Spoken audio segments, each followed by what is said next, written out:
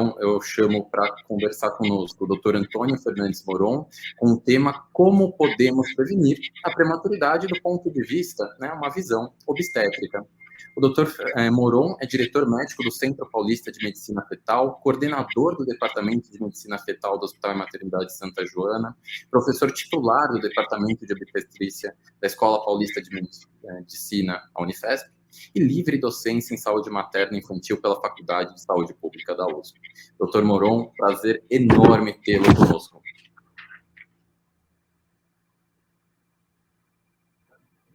Acho que o senhor está com o microfone mudo, Dr. Moron.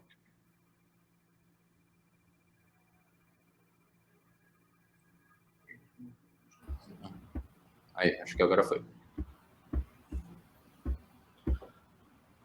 Boa noite a todos, é uma honra muito grande estar aqui com vocês nessa iniciativa da Sociedade Brasileira de Pediatria, da ONG Prematuridade.com, da PBSF, uma iniciativa maravilhosa, grandiosa, de trazermos à discussão um assunto tão importante que é a prematuridade.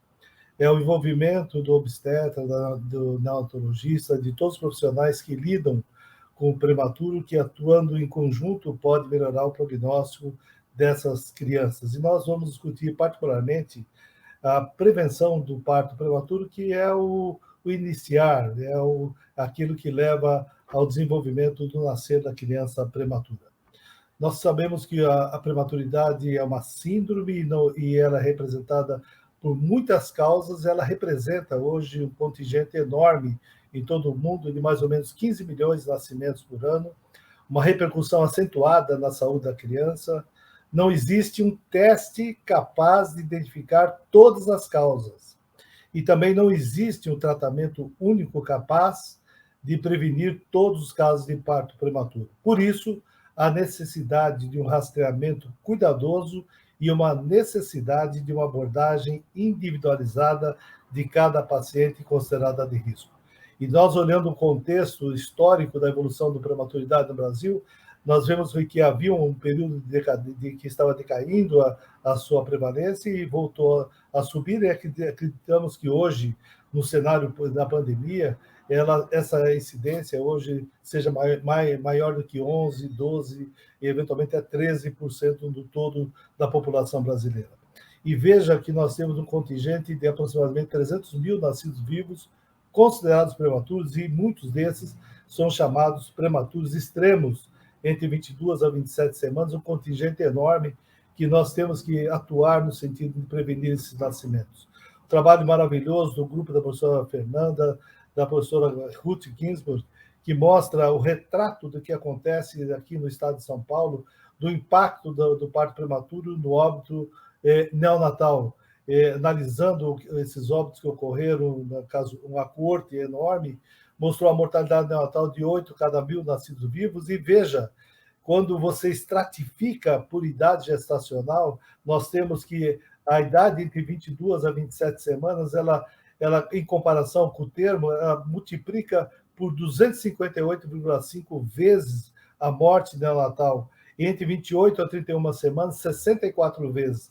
Entre 32 a 36 semanas, 6,7 vezes. Se nós não pudermos lograr um parto prematuro, a prevenção de um parto prematuro extremo ou precoce, pelo menos que a gente evolua, leve até o chamado prematuro tardio, onde a morbidade e a mortalidade torna-se menor. Esse é o conceito importante que nós temos que enfatizar dentro dos serviços de assistência pré-natal, dentro desse contexto da prevenção da prematuridade, a redução da prematuridade extrema, redução da prematuridade precoce, a redução da prematuridade tardia e uma assistência adequada e totalmente preparada para assistir ao recém-nascido considerado prematuro.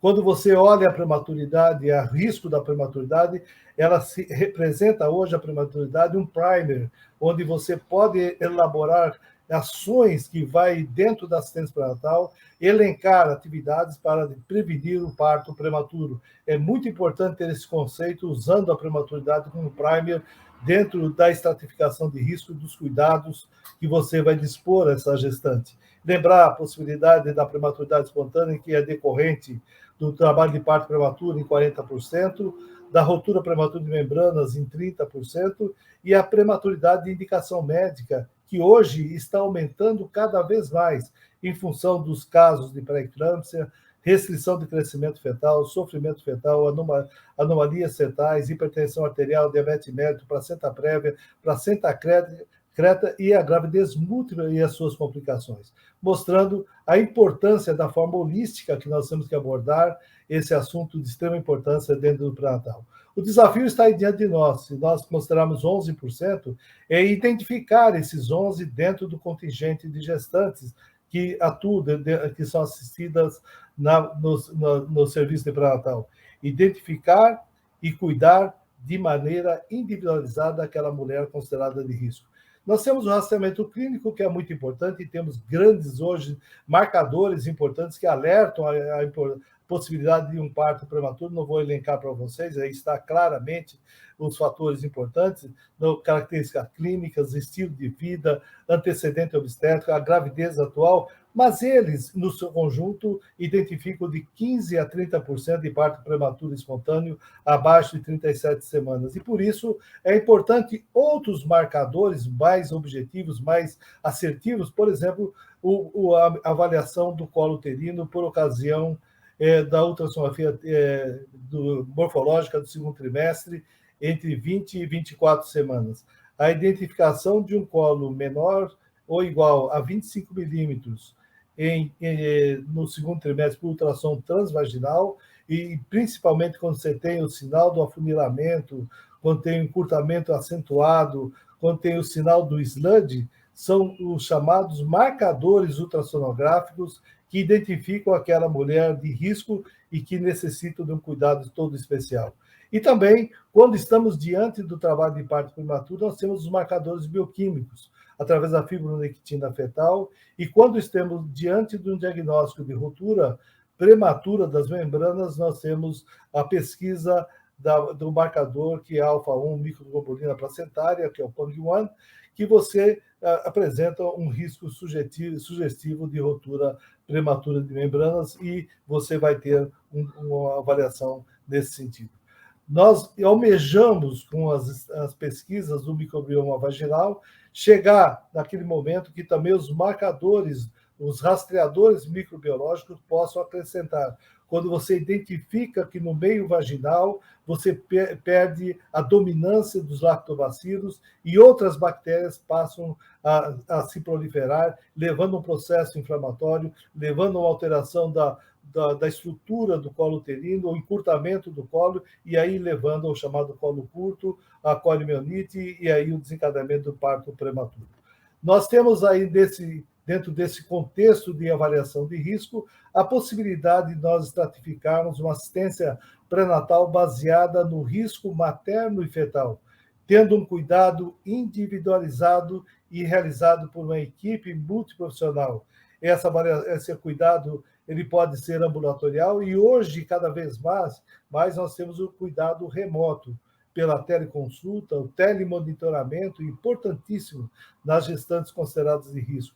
E também o cuidado no ambiente hospitalar, através das unidades de semi-intensiva e no cuidado intensivo. E nós vamos, de acordo com o risco que você estabeleceu, estabelecer uma jornada de cuidados. Quando o risco é pequeno, o risco leve, o acompanhamento habitual. O risco é moderado, acompanhamento quinzenal. O risco é acentuado, acompanhamento ambulatorial semanal. Mas quando o risco é extremo, aí que existe a possibilidade de risco de morte neonatal e ou dano permanente, a importância da internação hospitalar, os cuidados intensivos e, eventualmente, a resolução do parto. Por isso que dentro da Escola Paulista de Medicina, nós há alguns anos estabelecemos a chamada atividades integradas na prevenção do parto prematuro. A importância do planejamento reprodutivo pré-concepcional, ver os riscos que você pode identificar na saúde daquela mulher e possa atuar antes que ela engravida. Assistência pré-natal de qualidade de início precoce, avaliação do risco no primeiro trimestre através da história clínica e avaliação laboratorial, planejamento individualizado da assistência pré-natal, teleconsulta e o telemonitoramento, ultrassonografia transvaginal com medida do colo uterino entre 20 e 24 semanas, o repouso domiciliar e hospitalar, uso da progesterona vaginal, da circlagem do colo uterino, do pessário cervical, antibióticos, probióticos, uterolíticos, corticosteroides para indução da maturidade pulmonar fetal e o sulfato de magnésio para neuroproteção, quando o parto vai ocorrer abaixo de 32 semanas. Por isso, a importância de nós identificarmos qual é o risco e qual a conduta mais adequada àquela gestante. Progesterona, ela está provado hoje a sua importância na prevenção do parto prematuro abaixo de 34 semanas. A circlagem cervical, a importância aquela realizada pela história indicada pela história clínica ou indicada pela ultrassonografia transvaginal para o colo curto, o uso do pessário cervical, que hoje estamos usando cada vez mais, e que é um método ambulatorial que permite você atuar lá no ambulatório e de forma rápida, sem precisar de cirurgias e de um centro cirúrgico adequado, que você possa ter a necessidade de uma complexidade maior de procedimento. Realmente, o pessário cervical, hoje, ele pode ser usado tanto na gravidez única quanto na gravidez múltipla, e hoje tem estudos aprovando claramente o benefício do uso do pessário, tanto na gravidez única quanto na gravidez gemelar, particularmente quando associado com a progesterona vaginal.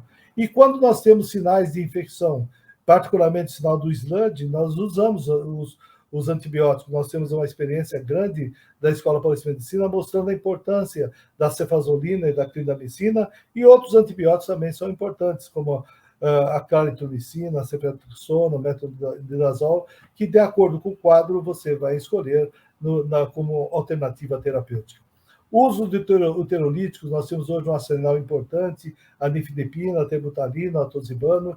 O uso do corticóide nunca deve ser esquecido, nós temos que estimular muito. A professora Fernanda é uma estimuladora disso, e isso nós temos que ensinar o aluno, o residente, o médico, para não deixar de usar de forma oportuna o corticóide para a indução da maturidade pulmonar, da mesma maneira que o uso do sulfato de magnésio, quando você vai ter um parto já estabelecido antes de 32 semanas. Por isso, o grande desafio que nós temos hoje da prevenção da prematuridade no Brasil é uma assistência pré-natal redesenhada, centrada nas necessidades individuais, a incorporação dos avanços tecnológicos na prática obstétrica, promover a atuação multidisciplinar e multiprofissional em rede, conversarmos mais os profissionais, saber que a jornada do paciente não termina com o parto, ela continua com o nascimento da criança, conversar com o neonatologista, estar alinhado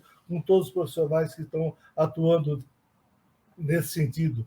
E, particularmente, é uma coisa que nós, como sociedade, como indivíduos, nós temos que trabalhar muito, que é combater as disparidades no acesso a recursos especializados. Infelizmente, a prematuridade se mantém e, possivelmente, e acredito que seja o fator mais importante, é a dificuldade do acesso a recursos especializados. Por isso, essa disparidade tem que ser combatida e nós temos que buscar que esses cuidados sejam disponibilizados a toda gestante em nosso país. Muito obrigado.